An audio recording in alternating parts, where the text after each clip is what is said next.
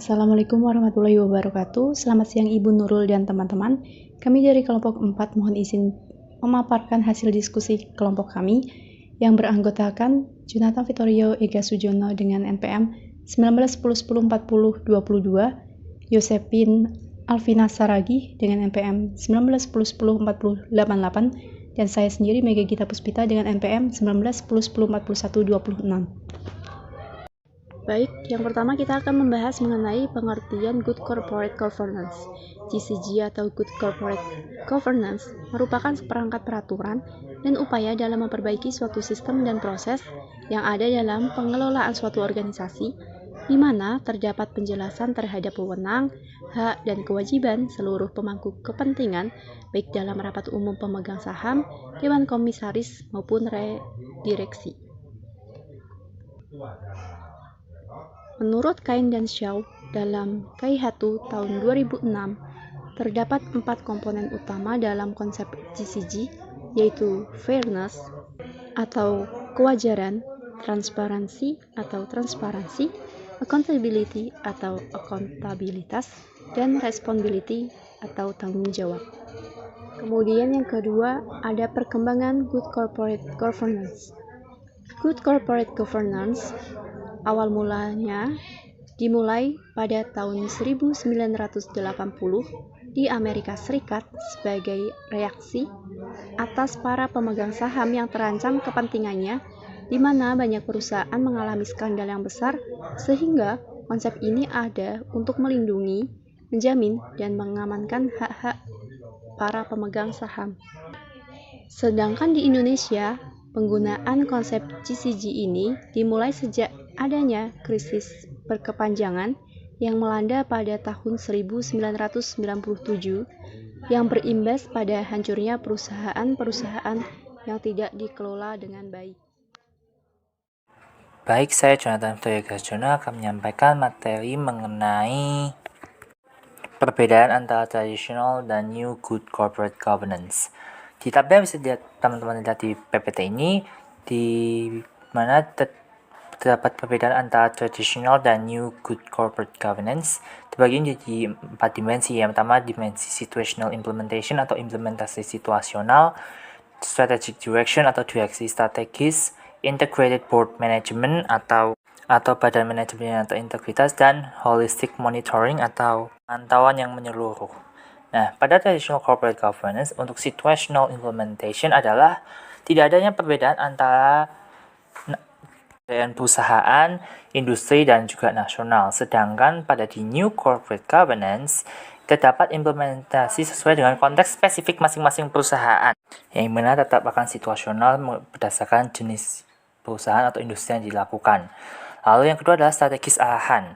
Pada arahan strategis ini, di tata kelola perusahaan tradisional, arahan strategis bukanlah merupakan fungsi dari Dewan Pengawas, atau Dewan Pengawas tidak memiliki wewenang untuk melakukan arah strategi. Sedangkan pada New Corporate Governance, arah strategi adalah fungsi utama sebuah Dewan Pengawas dalam menentukan arah perusahaan itu.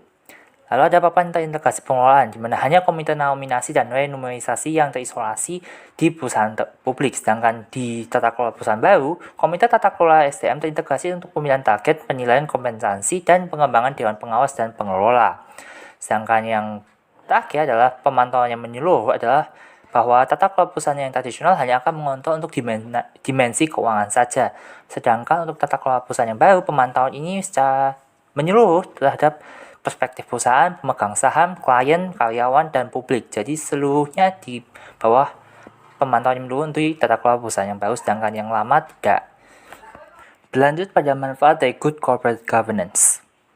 Dari bagi perusahaan yang menerapkan good corporate governance atau tata kelola perusahaan yang baik, maka ada terdapat manfaat seperti berikut. Yang pertama adalah meningkatkan kinerja organisasi. Kinerja organisasi akan meningkat apabila menerapkan tata kelola perusahaan yang baik, karena perusahaan akan mengetahui bagian mana saja yang bisa dipersingkat atau diefisiensi atau efektif, sehingga akan mempermudah dan meningkatkan kinerja sebuah organisasi.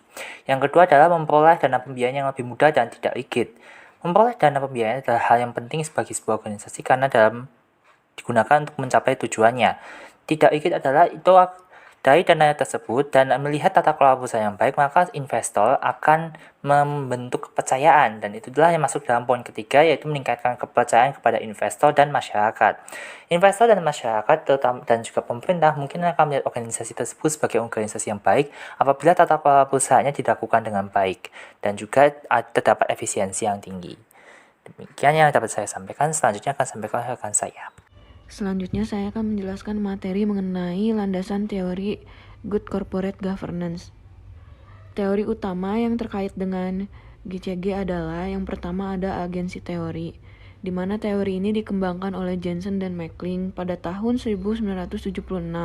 Teori ini mendasarkan pada konflik yang timbul antara prinsipal dan agen. Prinsipal adalah pihak yang memberikan mandat kepada agen untuk bertindak atas nama prinsipal, sedangkan agen pihak yang diberi amanat untuk menjalankan usaha.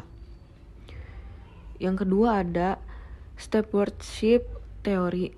Teori ini diasumsikan bahwa manajer adalah pengelola dengan perilaku yang selaras dengan tujuan prinsipal mereka. Teori ini juga mendasarkan pada adanya toleransi yang baik dalam diri seorang manajer. Lalu yang ketiga ada teori stakeholder teori. Teori ini memposisikan pemegang saham atau pemilik modal hanya merupakan salah satu dari sejumlah kelompok stakeholder yang penting, sama seperti pelanggan, pemasok, karyawan, dan masyarakat.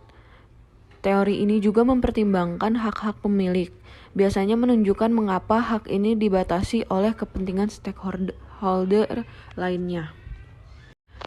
Materi selanjutnya adalah prinsip dan aturan mengenai Good Corporate Governance di Indonesia. Prinsip yang dianut dalam GCG di Indonesia terdiri dari 6 prinsip yang disebut sebagai privat, yaitu yang pertama ada partisipasi. Partisipasi di sini dimaksud adalah pemenuhan tanggung jawab, hak dan wewenang serta tindakan-tindakan yang lain yang patut diambil sesuai posisi. Yang kedua ada responsibility, yaitu kesesuaian atau kepatuhan dalam pengolahan perusahaan terhadap prinsip korporasi yang sehat serta peraturan perundang-undangan yang berlaku.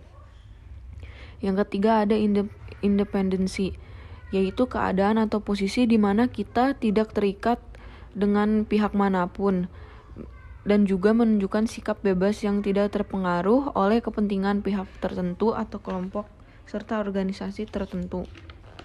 Yang keempat ada fairness. Fairness menuntut adanya perlakuan adil dalam pemenuhan hak stakeholder sesuai dengan peraturan yang berlaku. Fairness diharapkan menjadi faktor pendorong yang dapat memonitor dan memberi jaminan perilaku yang adil di antara beragam kepentingan perusahaan. Yang kelima ada akuntabilitas. Akuntabilitas adalah proses pengambilan keputusan kinerja yang dapat dimonitor, dinilai, dikritisi, dan menunjukkan adanya traceableness dan reasonable. Yang terakhir ada transparansi. Transparansi mendorong diungkapkannya kondisi yang sebenarnya sehingga pihak yang berkepentingan dapat mengukur dan mengantisipasi segala sesuatu yang menyangkut dengan perusahaan. Sekian presentasi dari kelompok kami, kurang lebihnya mohon maaf, dikembalikan kepada Ibu Nurul.